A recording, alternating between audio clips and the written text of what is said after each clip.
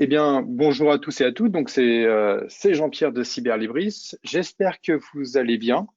Je suis heureux de vous retrouver pour cette nouvelle séance de présentation des nouveautés Bibliovox. Ça fait un petit bout de temps qu'on n'avait pas parlé. Ça remonte au 4 novembre déjà, donc ça commence à dater. On n'avait pas fait de présentation des nouveautés depuis cette date. Il y a plusieurs petites choses qui vont être intéressantes à présenter aujourd'hui, évidemment. Donc, je peux aussi d'ores et déjà vous annoncer la date de la prochaine séance qui aura lieu le vendredi 19 mai à 11 heures, toujours heure de Paris. Alors, petite nouveauté, on est super content, c'est qu'on va pouvoir réactiver notre chaîne YouTube. La vidéo va être à nouveau disponible sur la chaîne YouTube de Cyberlibris. Je la mettrai en ligne la semaine prochaine. Et puis, pour toutes les personnes qui participent aujourd'hui à la séance, je vous enverrai dans la journée un petit mail récapitulatif des points que j'ai évoqués aujourd'hui, donc des nouveautés de livres que j'aurai présentés.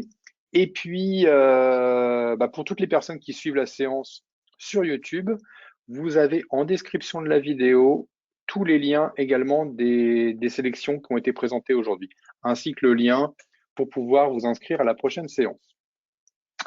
On va pouvoir démarrer et puis repartir sur un plan assez classique. Je vais faire dans un premier temps un petit focus sur des mises à jour éditeurs.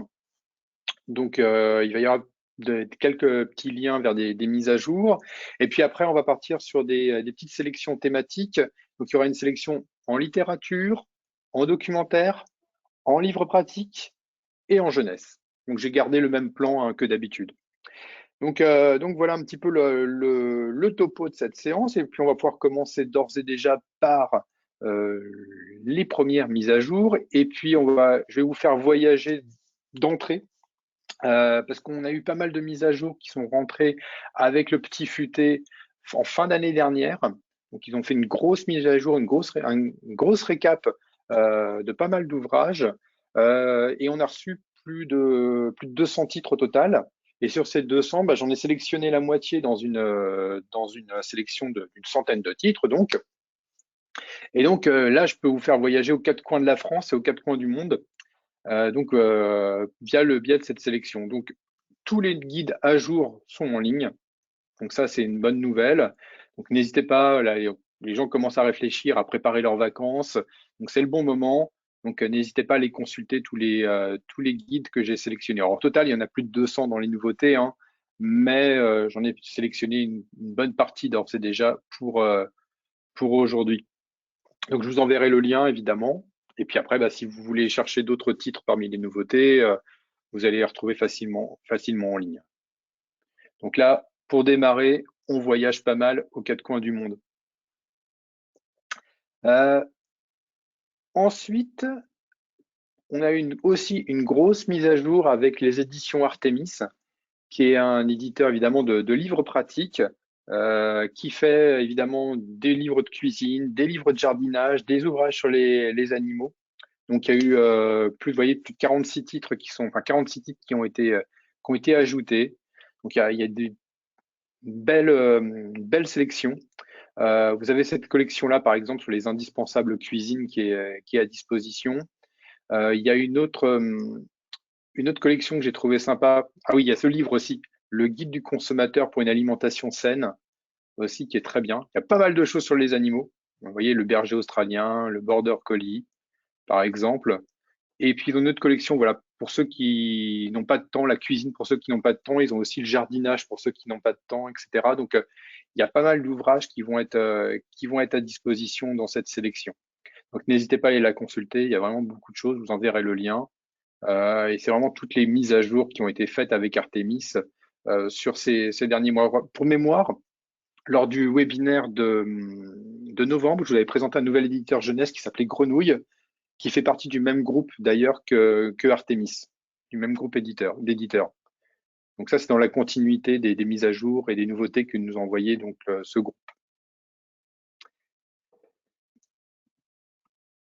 Autre sélection, autre nouveauté qui a été faite, c'est Philosophie Magazine, En Philosophie Magazine, rappelez-vous, il y a quelques années, je vous en avais déjà parlé dans un précédent webinaire de l'arrivée de cette revue dans notre cadre, dans notre fonds.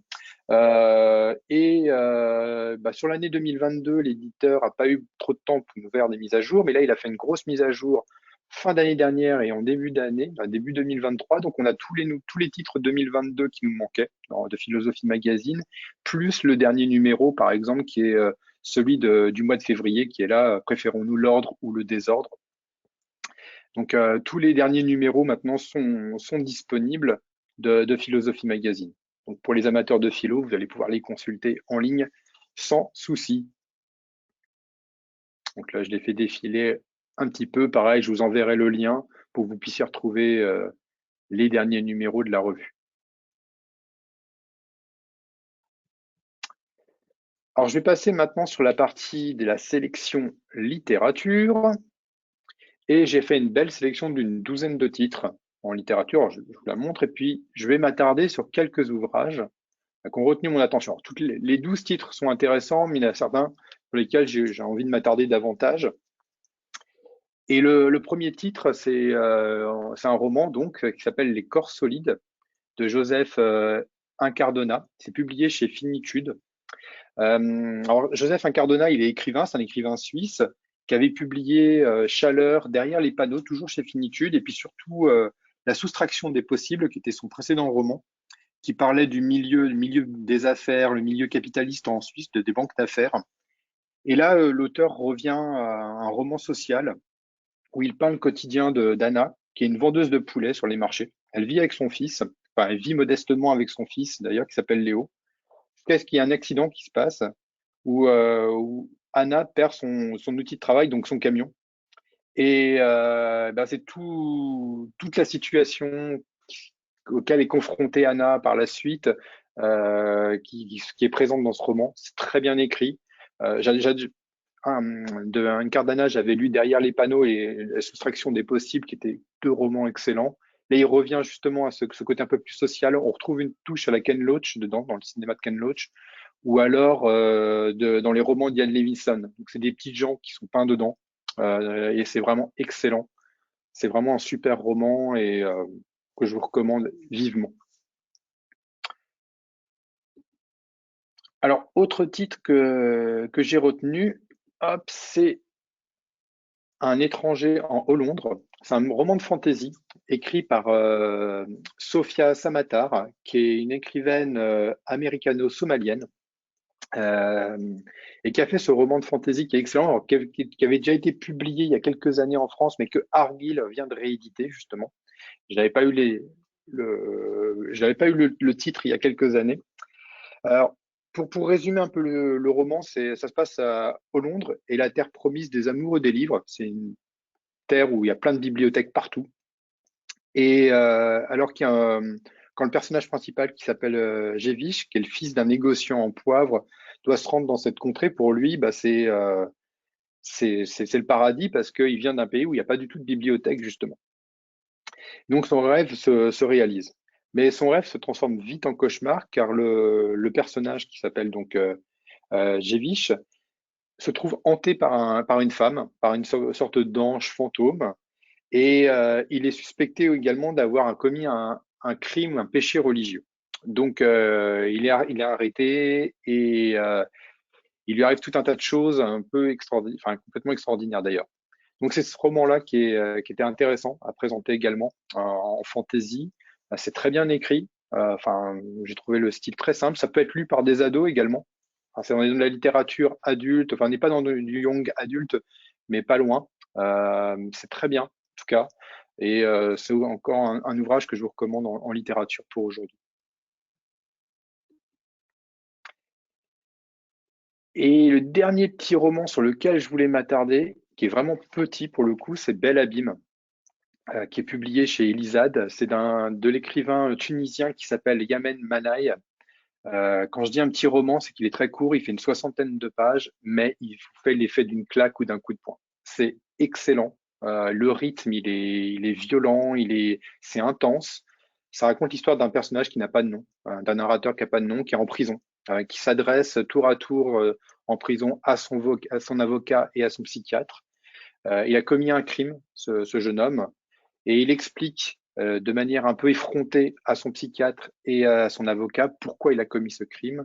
Et on se rend compte que ce personnage a été toute sa vie brimé, et surtout que son crime a été commis suite à une vengeance parce qu'il avait justement un ami, ce personnage, cet homme, qui était un chien. Et ce chien a été tué justement. Et sa vengeance découle de ça.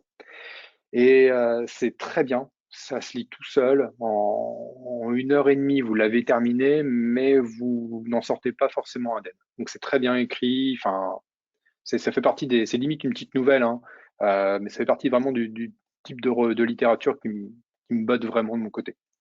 Donc Bel Ami, je vous le recommande également. Alors sur la partie littérature, parmi les 12 romans, je vous enverrai la liste, hein, des 12 romans que j'ai sélectionnés, mais vous pouvez donc retenir Les Corps solides, euh, Un étranger à Londres, et puis Bel Abîme également.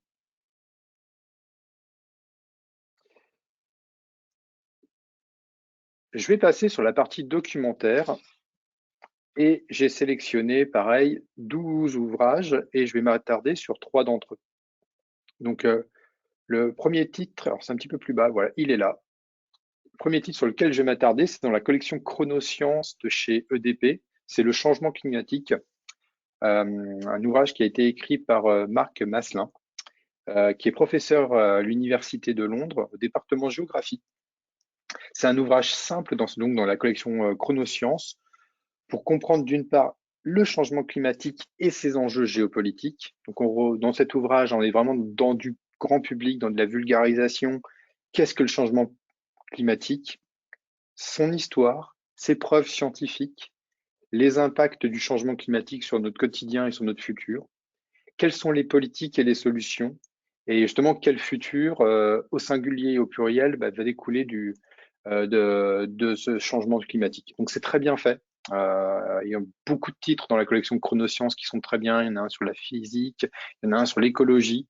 Donc c'est un ouvrage que je vous recommande également pour des gens qui s'intéressent au changement climatique et qui veulent un livre abordable, facile à comprendre.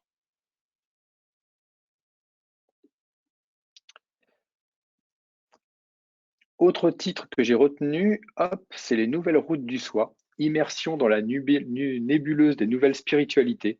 C'est publié chez Arché de Marc Bonomelli.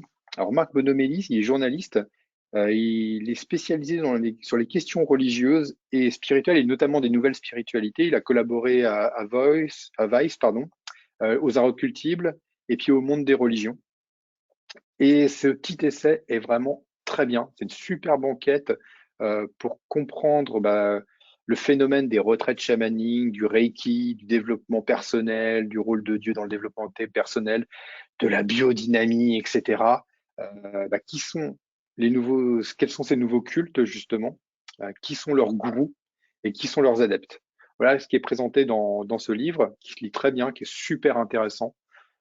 Arché, enfin, l'éditeur Arché a un don pour publier des ouvrages très bons sur les nouveaux phénomènes de société. Là, ils sont attaqués justement au nouveau type de spiritualité. Et c'est vraiment très bon. Donc, ça se lit bien, c'est facile et c'est excellent en plus. Donc, c'est un ouvrage également que je vous recommande pour aujourd'hui.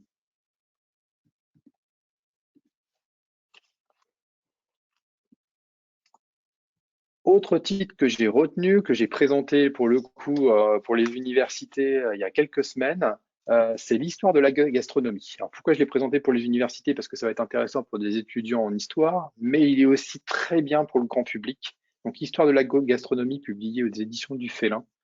20 épisodes qui révolutionnèrent la cuisine française. C'est de Éric Glâtre. Éric Glâtre, il est historien, écrivain, il est spécialiste du vin et de la gastronomie et c'est un spécialiste de la négoce dans le champagne. Et c'est un ouvrage qui se déguste comme une friandise. Parce qu'il y a plein d'anecdotes sur la cuisine française dedans. Il revient sur plus de 250 ans d'histoire de la cuisine française, ses origines, son parcours, pourquoi elle s'est développée, pourquoi elle rayonne à travers le monde, et toutes les inventions qui ont été liées à la cuisine française, justement, depuis plus de 250 ans, depuis le XVIIIe siècle.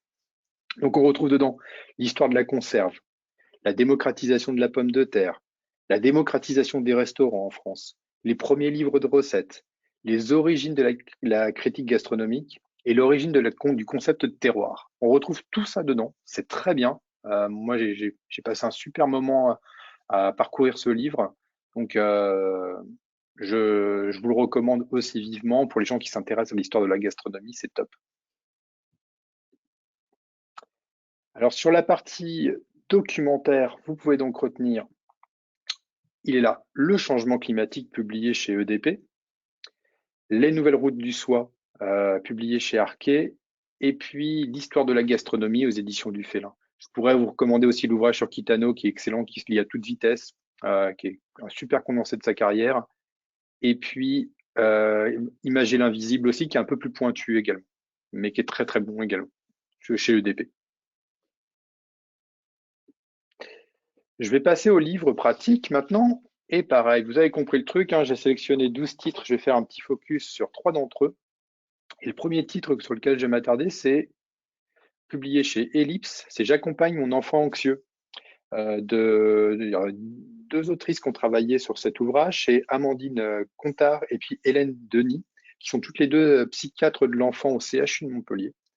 Et c'est donc un guide qui va s'adresser aux parents. L'ouvrage explique quelles sont les étapes où l'enfant peut se retrouver dans des situations d'anxiété, que ce soit à l'école, seul à la maison, éloigné de ses parents. Et l'ouvrage nous aide à comprendre les peurs de l'enfant, comment l'aider, lui expliquer ses angoisses. Et pour les cas d'anxiété, on va dire un peu plus extrêmes, eh bien la prise en charge de l'enfant anxieux. Donc c'est très bien si vous avez des lecteurs ou vous-même vous êtes confronté à un enfant qui est anxieux, eh bien dedans ce guide, il va y avoir plein de petits conseils faciles pour le rassurer, pour l'accompagner surtout, pour lui expliquer. Donc c'est très bien, un super ouvrage grand public et puis écrit par 2 personnes vraiment spécialistes de l'anxiété chez l'enfant.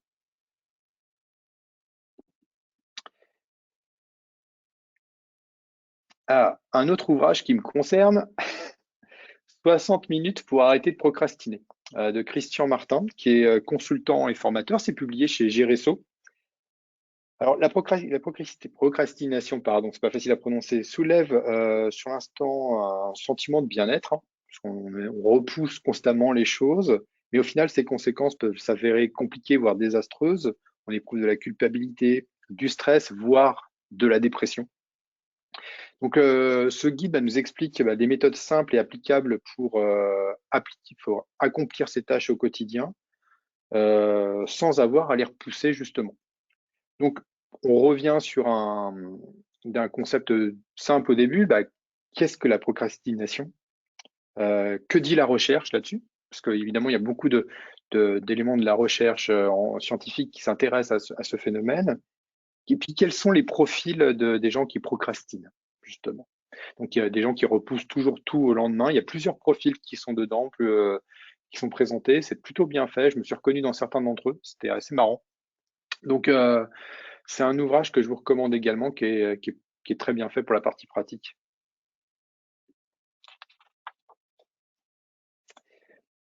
Dernier titre que j'ai retenu en pratique, c'est Lignes, couleurs, dessiner le paysage, excursion de la mer à la ville, de Juliette Plisson. C'est publié chez Erol.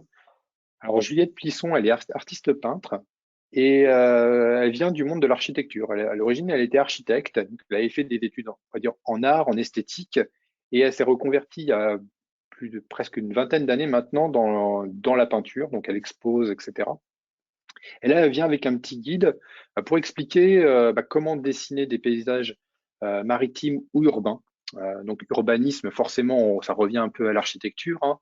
Et il y a que 50 parties pardon, dans son ouvrage. On retrouve toutes les couleurs et les matières, les notions d'horizontalité et de profondeur, le travail sur l'ombre et la lumière, les lignes et les perspectives, et puis les particularités du dessin urbain aussi. Donc là, on touche plus à ces spécialités. Donc c'est un ouvrage évidemment qui va s'adresser aux gens qui aiment le dessin, qui veulent s'améliorer, débuter aussi. Donc elle accompagne dans ce guide des débutants, mais aussi des gens plus confirmés en dessin.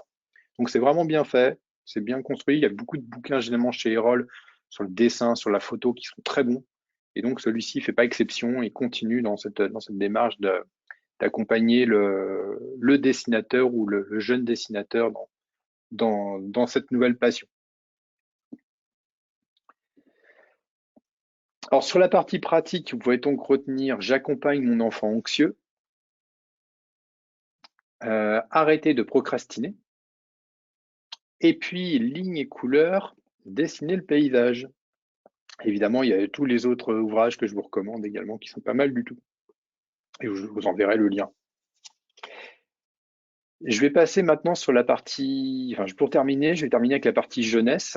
12 titres sélectionnés et 3 retenus, et je vais commencer par un ouvrage de vulgarisation pour les jeunes scientifiques qui s'appelle La biologie de la banane, découvrir et apprendre en 22 expériences de Kathy Stickles, qui est une scientifique et une mathématicienne anglaise, et qui dans cette collection justement,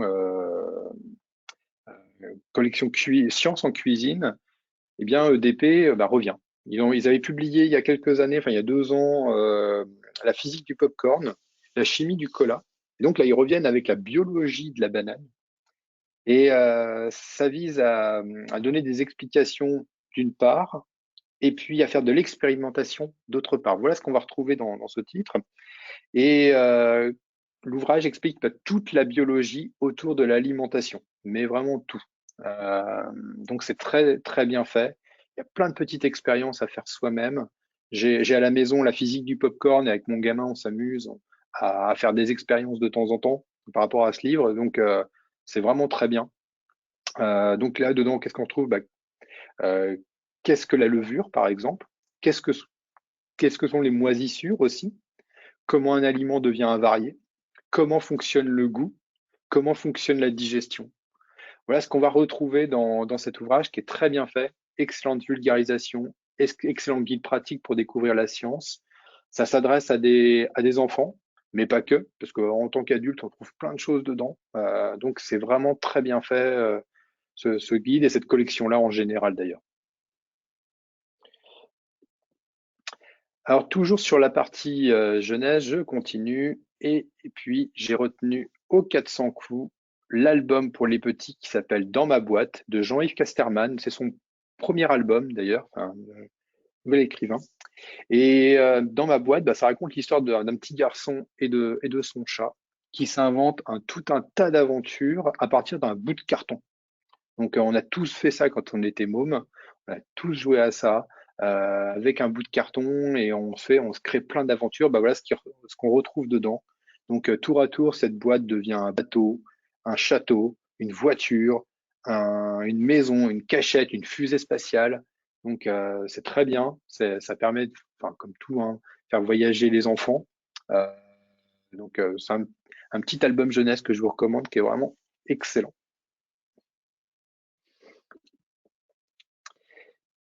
Et je vais terminer par un petit roman qui s'appelle Le timbre volé de Johan Gagné. C'est publié chez Dominique et compagnie. Alors, Johan Gagné, elle est auteure de livres pour enfants. Et là, c'est un petit roman, un roman qui peut être lu à partir de 7, 8, voire 9 ans, dans cette tranche d'âge-là. Et ça raconte l'histoire de Mathieu qui, lors d'une sortie scolaire à la bibliothèque municipale, ils vont voir une exposition de timbres. Donc, il y a une exposition de timbres dans la bibliothèque du quartier. Et un timbre inestimable disparaît ou est volé. Et tout de suite, c'est le nouveau de la classe qui est accusé à tort. Et c'est sans compter sur l'enquête de Mathieu qui, pour élucider ce mystère, cherche à blanchir d'une part son camarade et trouver l'origine du larcin. Donc on est sur un petit livre d'enquête très bien fait pour les enfants. Ça se lit tout seul. Donc il est assez gros quand même, il fait une petite centaine de pages. Donc voilà, mais il se lit bien, le texte est facile à lire. Donc un petit roman pour les enfants qui est très bien. Donc sur la partie jeunesse, vous pouvez retenir la biologie de la banane. Vous avez à côté les mathématiques du milkshake. Je pense que vous avez fait attention à ça. Dans ma boîte. Et puis, il est où? les enquêtes de double avec le timbre volé qui est ici. Voilà, bah, j'ai terminé pour la séance d'aujourd'hui qui était assez chargée. Il y avait pas mal de petites choses à raconter. J'espère que ça vous a plu. En tout cas, je vous remercie vivement de votre attention. Pour mémoire, la séance donc est enregistrée. Je vous enverrai dans la journée bah, le récap avec tous les liens que j'ai présentés aujourd'hui, avec le petit replay aussi. Et puis la semaine prochaine, la vidéo sera disponible donc sur la chaîne YouTube de Cyberlibris. Donc vous pourrez retrouver, s'il y a des choses qui vous ont échappé, vous pourrez retrouver la vidéo par la suite. Je vous remercie beaucoup. Je vous retrouve le vendredi 19 mai à 11 heures toujours. En attendant, si vous avez des questions sur le fond, sur le catalogue, bah, n'hésitez pas à revenir vers moi, me poser des questions, hein, je suis là pour ça. Donc n'hésitez pas par retour de mail si vous avez des questions. Je vous souhaite une bonne journée, je vous souhaite également de belles lectures sur Bibliovox et je vous dis à très bientôt. Au revoir.